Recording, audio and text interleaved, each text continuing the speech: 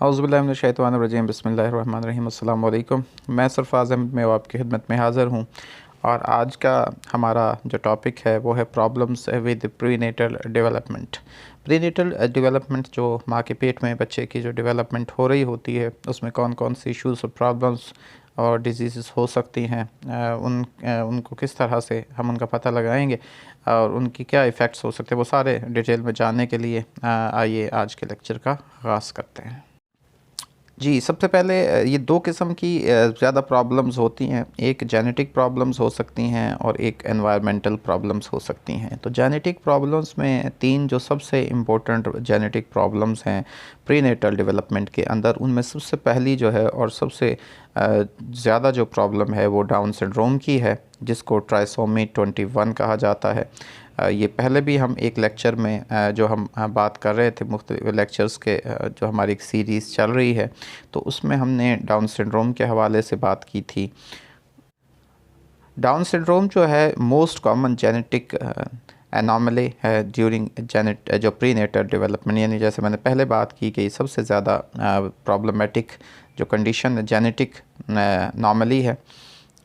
Anomaly basically अब normality को भी कह सकते हैं, या वो चीज़ें जो एक स्टैंडर्ड से हट के हों, जो स्टैंडर्ड ना हो, जो डेविएट करें फ्रॉम स्टैंडर्ड थिंग या नॉर्मल से या एक्सपेक्टेड से, उसे हम जो है वो एनॉमली कहते हैं। डाउन सिंड्रोम जो है एक एक्स्ट्रा कॉपी जो होती है 21 क्रोमोसोम की, जो 21 नंबर क्रोमोसोम, उसकी एक एक्स्ट्रा कॉपी हो जाती है, यानी 2 की बजाय वहाँ पे आम तौर पर 2 कॉपीज़ होती हैं, तो वहाँ पे एक एक्स्ट्रा हो जाती है, तो 3 क्रोमोसोम जो हैं वो वहाँ पे होते हैं। और जो इसके इम्पैक्ट्स होते हैं approximately 1 out of every 1000 infants, यानी 1000 बच्चों में से एक बच्चे पर इसका इम्पैक्ट ये प्रॉब्लम हो सकती है। जो इसके टिपिकल फ़ीचर्स हैं डाउन सिंड्रोम्स के, उनमें फ्लैटेंड फेशियल फीचर्स होते हैं, फ्लैट होते हैं, जो इसके चेहरा जो होता है बच्चों का, इसकी वजह से जिनको डाउन सिंड्रोम होता है उनको हार्ट प्रॉब्लम्स, हार्ट डेफिसिट्स हो सकते हैं, हार्ट डिफेक्ट्स हो सकते हैं। इसके अलावा मेंटल रिटार्डेशन उन बच्चों के अंदर सबसे ज़्यादा जो है, और इसकी मेंटल रिटार्डेशन जिसको इंटेलेक्चुअल डेवलपमेंटल डिसऑर्डर कहते हैं, उसकी भी एक कॉज जो है वो डाउन सिंड्रोम है। जो रिस्क है एक चाइल्ड का विद डाउन सिंड्रोम वो इंक्रीज़ होता है जैसे जैसे कि वो मैटरनल एज उसकी बढ़ती जाती है, वैसे वैसे उसके रिस्क जो है वो इंक्रीज़ होता जाता है। तो ये प्रॉब्लम, इसको हम डाउन सिंड्रोम कहते हैं। दूसरी जो प्रॉब्लम है उसको इनहेरिटेड डिजीज़ होती है। नंबर ऑफ़ इलनेस जो है वो इनहेरिटेड होती है। कुछ जो है वो पेरेंट्स में से, बोथ में से भी हो सकती है, एक में से भी हो सकती है, या एक के अंदर अगर कोई डिज़ीज़ के जीन्स होते हैं तो वो उसको आगे बच्चे में मुंतकिल कर देते हैं। इनमें जो इनहेरिटेड डिज़ीज़ में आ जाती है सिकल सेल एनीमिया आ जाता है, और उसके बाद सिस्टिक फाइब्रोसिस एक प्रॉब्लम है वो आ जाती है, टे शैक्स डिज़ीज़ आ जाती है। तो जेनेटिक टेस्ट जो होते हैं वो डिटरमिन करते हैं कि एक जो पेरेंट है वो एक कैरियर है जीन्स का एक स्पेसिफ़िक डिज़ीज़ का या वो नहीं है।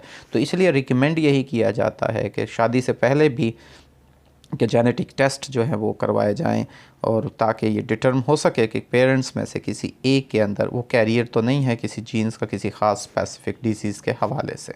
मैं थोड़ी सी आपको इनके हवाले से, जो मैंने अभी जिन डिजीज़ का नाम लिया जो इनहेरिटेड होती है, उनका थोड़ा सा आपको ब्रीफ उसके दे दूं। जो सिकल सेल एनीमिया है बेसिकली ये कंडीशन है जिसमें कि जो है वो हेल्दी रेड ब्लड सेल्स नहीं होते, ज़्यादा उस मिकदार में नहीं होते जितना बॉडी को ज़रूरत होती है उनके ऑक्सीजन जो है वो बॉडी को सप्लाई करने के लिए, क्योंकि रेड ब्लड सेल्स जो हैं वो कैरी करते हैं oxygen through out your body, तो उनमें कमी वाक़या होती है। तो इस वजह से इस बीमारी को, जिसमें रेड ब्लड सेल्स की कमी होती है, और या जो रेड ब्लड सेल्स हैं वो जो है वो नॉर्मल कंडीशन में नहीं होते, यानी फ्लेक्सिबल नहीं होते या राउंड नहीं होते, तो इसकी वजह से जो है वो ब्लड वेसल्स में सही तरह मूव नहीं कर सकते हैं। तो इस तरह ये बीमारी जिसमें रेड ब्लड सेल्स की कमी होती है कि बॉडी के अंदर, तो उसे हम सिकल सेल एनीमिया कहते हैं। दूसरी जो सिस्टिक फाइब्रोसिस जो है ये भी एक हेरिडिटी डिज़ीज़ है, और ये लंग्स को इफ़ेक्ट करती है और डाइजेस्टिव सिस्टम जो है उसको इफ़ेक्ट करती है।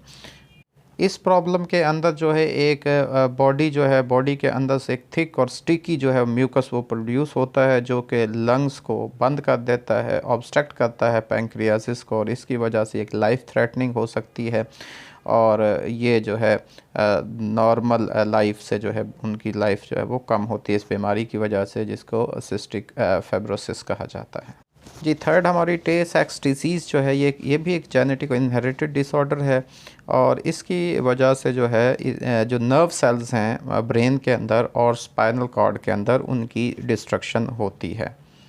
ये जो बीमारी इसमें मोर जो वाज़िया तौर पर जो इसमें प्रॉब्लम होती है, वो जो एक बेबी होता है 3 to 6 मंथ जिसकी एज होती है, जिसको ये प्रॉब्लम होती है, टे सैक डिज़ीज़ होती है, वो बेबी जो है वो लूज़ कर देता है अपनी एबिलिटी कि वो टर्न ओवर होने की, बैठने की या क्रॉल करने की जो उसकी एबिलिटी है वो उसके अंदर नहीं होती है। तो वो बस पड़ा रहता है बिस्तर पे, वो लेटा रहता है, ना वो टर्न लेता है, ना वो इस तरह से क्रॉल करता है, और ना बैठ सकता है। तो ये प्रॉब्लम होती है। ये बेसिकली एक जो है वो डिस्ट्रक्शन इसमें होती है नर्व सेल्स की, जो ब्रेन और स्पाइनल कॉर्ड के अंदर। तो इसको हम जो है वो टे सैक डिसीज़ कहा जाता है। उसका जो डायग्नोस्टिक मेथड है वो टेस्टिंग, जो ब्लड टेस्टिंग के ज़रिए वो की जाती है। इसके बाद हमारी सेक्स क्रोमोसोम्स प्रॉब्लम्स हो सकती हैं। एक जो थर्ड टाइप जेनेटिक प्रॉब्लम जिसमें अपने सेक्स क्रोमोसोम्स के हवाले से प्रॉब्लम है, ये जो इसमें इंक्लूड है जी कंडीशन सच एज क्लेनीफिल्टर्स सिंड्रोम जो है, इसमें एक्स्ट्रा एक्स क्रोमोसोम जो है वो एक्स्ट्रा हो जाता है, एक एक्स्ट्रा एक्स क्रोमोसोम्स होता है, और एक टर्नर सिंड्रोम होता है, उसमें जो है एक सिंगल जो है वो एक्स क्रोमोसोम होता है। तो ये जो दो प्रॉब्लम्स हैं, एक क्लीनफिल्टर्स सिंड्रोम्स हैं और एक टर्नर सिंड्रोम्स है, तो इसको सेक्स क्रोमोसोम प्रॉब्लम्स कहा जाता है, जो कि एक जेनेटिक प्रॉब्लम है। और ये डेवलपमेंटल जो डेवलपमेंटल जो एज होती है चाइल्ड की, उसके अंदर ये प्रॉब्लम होती हैं, और ये प्रीनेटल जो डेवलपमेंट है उसके अंदर पाई जाती हैं। इसके बाद एनवायरमेंटल फैक्टर्स, एनवायरमेंटल प्रॉब्लम्स आ जाती हैं।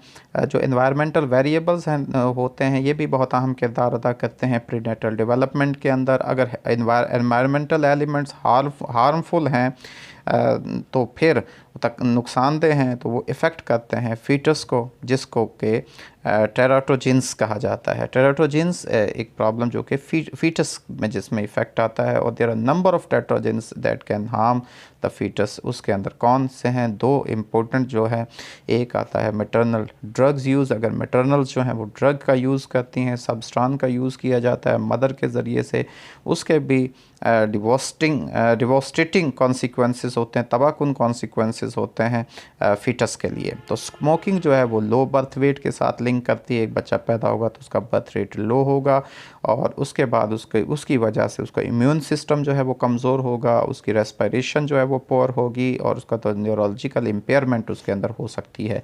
जो अल्कोहल यूज़ है वो फीटल अल्कोहल सिंड्रोम पैदा कर देती है, जो कि लिंक करता है हार्ट डिफेक्ट्स के साथ, बॉडी मेलफॉर्मेशंस के साथ, और जो मेंटल रिटार्डेशन है उसके साथ। अगर illicit psycho active drugs use, जैसे कोकीन वगैरह का अगर यूज़ करती है मदर, और उसके बाद जो है मेथाम्फेटामाइंस अगर वो यूज़ करती है, तो ये लिंक करते हैं लो बर्थ वेट के साथ और न्यूरोलॉजिकल इम्पेयरमेंट्स के साथ इनकी ये हो सकती हैं। तो ये मैटरनल के जो है, यानी माँ की अगर वो ड्रग्स का यूज़ करती है, तो उसकी वजह से ये प्रॉब्लम्स हो सकती हैं, स्मोकिंग, अल्कोहल की वजह से, और इसके अलावा साइको एक्टिव ड्रग्स की वजह से।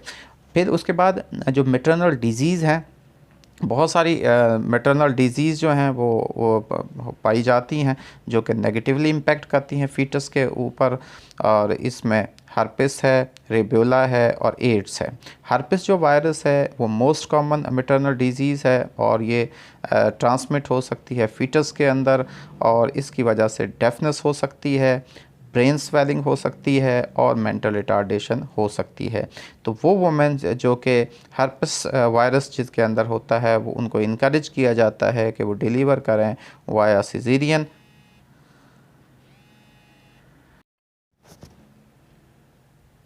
सिजेरियन करवाने से ये होता है कि उससे जो ट्रांसमिशन होती है वायरस की, वो उसमें कमी वाक़ हो जाती है, उससे अवॉइड किया।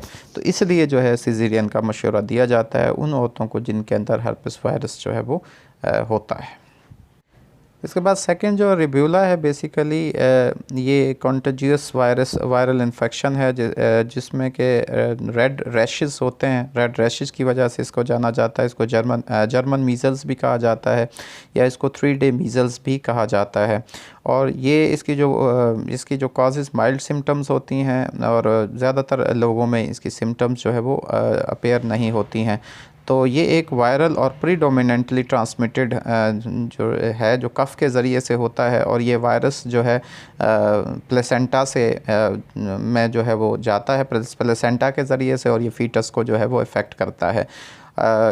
जो हाफ ऑफ रिबुला के जो केसेस हैं इसमें बहुत कम सिम्टम्स होती हैं। जो सिम्टम्स में अंदर रैशेस होते हैं, रनी नोज़ होती है, हेडेक होता है और इसमें फ़ीवर होता है। इसकी वजह से जब बच्चा पैदा हो जाता है तो उसके बाद इसके जो इफ़ेक्ट्स होते हैं जी। उसके बाद ads acquired immuno deficiency syndrome इसको कहा जाता है। एड्स को एक क्रॉनिक जो है वो और पोटेंशली लाइफ थ्रेटनिंग कंडीशंस होती है जिसकी वजह से जो ह्यूमन इम्यूनो डेफिशिएंसी वायरस की वजह से ये होती है, जिसको HIV कहा जाता है। इसलिए इसको HIV एड्स कहा जाता है क्योंकि इस वायरस की वजह से होती है। ये इम्यून सिस्टम को डैमेज कर देती है और इसके अलावा जो HIV है वो इंटरफेयर्स करती है बॉडी की एबिलिटी जो होती है इन्फेक्शंस के ख़िलाफ़ जो उनकी और डिजीज़ के ख़िलाफ़ जो फ़ाइट की एबिलिटी है, और या जिसको हम इम्यून सिस्टम कहा जाता है या इम्यूनिटी कहा जाता है बॉडी की, उसको ये ख़त्म कर देती है।